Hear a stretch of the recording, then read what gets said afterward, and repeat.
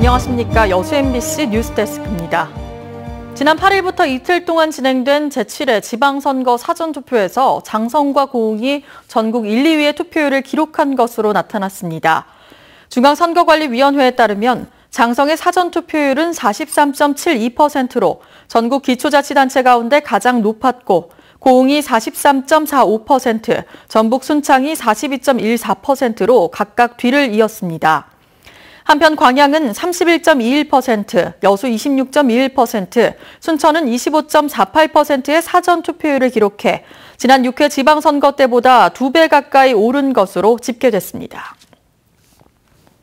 어제까지 사전투표가 마무리된 가운데 선거당국이 유권자들의 적극적인 투표를 당부했습니다. 전남선거관리위원회는 도내 버스 정류장과 아파트 승강기 등 8만 5천여 곳에 투표 안내와 선거 정보를 알려주는 영상을 제공하고 있다며 이를 통해 유권자들의 투표 분위기 확산에 도움이 될 것으로 기대했습니다. 지난 6회 지방선거 당시 전국 투표율은 56.7%였으며 전남의 경우 65.6%로 전국 광역단체 가운데 가장 높았습니다. 주말 동안 지역에서도 도교육감 선거 후보들의 막판 유세 활동이 이어졌습니다. 장서궁 후보는 다양한 시민사회단체의 지지를 토대로 선거에서 승리하겠다며 한 표를 호소했고 오인성 후보도 지역별 맞춤형 교육 공약을 제시하며 유권자들에게 지지를 호소했습니다. 고석규 후보 역시 문재인 정부의 교육 정책과 코드를 같이 하는 후보라는 점을 강조하며 표심 잡기에 나섰습니다. 특히 교육감 선거를 앞두고 부동층 표심이 당선의 변수가 될 것으로 보여 남은 기간 새 후보의 선거 전략에도 관심이 모아지고 있습니다. 광양에는 국가등록문화재로 관리되고 있는 서울대학교 남부 연습림 관사가 있습니다. 그동안 일제강점기에 건축된 관사를 활용할 방안 찾지 못했는데요. 이를 문화관광 벨트화하는 사업이 새롭게 시도됩니다. 박민주 기자입니다. 광양의 도심 한가운데 자리 잡은 서울대 남부 연습림. 수십 그루의 아름드리 나무들이 울창한 숲을 이루고 있습니다. 이곳을 관리했던 관사 2동의 정비 작업이 한창입니다. 일제강점기 동경제국대학 연습림 관사로 건립된 건축물입니다. 일본 주택의 형태를 유지하고 있는 관사는 국가등록문화재 제223호로 관리되고 있습니다. 광양시는 2동의 관사를 관광자원으로 개발해 일반에 공개할 계획입니다. 관사와 연계해 인근 광양역사박물관과 장도전수교육관, 도림미술관을 잇는 광양읍권의 관광자원화가 추진됩니다. 이 관사를 중심으로 광양역사문화관, 서울대 남부학술림, 장도전수관 등과 연계하여 관광 테마거리를 조성하고자 합니다. 광양시는 관련 사업비 6억 원을 문화재청에 요구하고 있습니다. 예산 확보와 함께 관사의 효율적인 관리를 위해 교육부 국유재산인 관사의 문화재청 이관은 아직 풀어야 할 과제입니다. 사실상 관광 테마보다는 광양 불고기로 먹거리가 더 잘 알려진 광양읍권.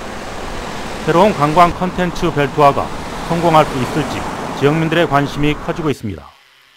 MBC 뉴스 박민주입니다. 광양시 광양읍 칠성리에 공공 실버주택이 들어섭니다. 광양시는 광양읍 칠성리 일원의 공공 실버주택 사업을 추진하기로 하고 오는 2020년 준공을 목표로 하반기에 착공한다고 밝혔습니다. 국토교통부에서 시행하는 이번 사업은 고령화 사회에 대비하고 지역 노인층의 주거 안정을 위해 국비 154억 원을 지원받고 12, 18억 원 등 총 172억 원을 투자해 실버주택 150호와 복지관을 건립하게 됩니다. 지금 농촌에서는 한창 커야 할 과실이 우수수 떨어져 올해 농사를 포기할 지경입니다. 농산물도 병해충으로 수확량이 크게 감소해 농가들이 깊은 시름에 잠겨 있습니다. 정용욱 기자가 취재했습니다. 이맘때면 자두 크기만한 열매가 달려있어야 할 사과나무에 과실이 거의 없습니다. 그나마 몇 개 달려있는 것도 썩고 있어서 있으나마나합니다. 사과 농사만 20년째인 농가는 처음으로 당한 일에 할 말을 잃었습니다. 요거 추석 때 수확해야 한대. 이거 다 떨어져 버려가지고요. 이렇게 한 날을 안 붙어버렸더니 요것을 어찌할까 모르겠네. 지난 4월 기온이 영하권으로 떨어지는 이상 저온으로 인해 생장에 차질을 입은 겁니다. 이상이 없었으니까. 전남의 대표 사과단지인 장성과 곡성에선 모두 220여 헥타르에 걸쳐 이 같은 피해를 입었습니다. 과일로 그 양분 이동이 돼야 하는데 영양분이 이동이 안 돼서 또 영양생장을 하는 것이 영양생장 위주로 하다 보니까 내년까지 아마도 그 영향이 있을 거로 예측됩니다. 전남에선 사과 말고도 배와 매실, 참다래와 무화과 등 서울 여의도의 4배가 넘는 1,200여 헥타르가 냉해를 입었습니다. 전국 생산량의 45%를 차지하는 전남의 양파는 70%가량을 수확하기 힘든 상태입니다.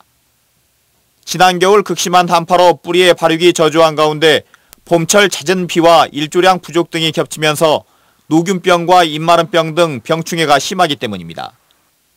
실제로 지난 2달 동안의 강수량은 작년보다 2배 이상 증가했고 일조량은 20% 이상 감소했습니다. 이상기후의 피해가 작물을 가리지 않고 확산되면서 농촌 들녘에 한숨소리가 커지고 있습니다. 그래서 지금 죽었어요. MBC 뉴스 정용훈입니다. 사과가 한 날을 전라남도는 어선원 재해보험 가입률을 높이기 위해 무사고 어선에 대해서는 낸 보험료의 20%를 환급해 주기로 했습니다. 이 같은 환급 제도의 수혜 대상은 5톤 미만 소형 어선이 1년 무사고일 경우로 이미 낸 보험료의 20%를 3년 경과 후 환급해 주는 겁니다.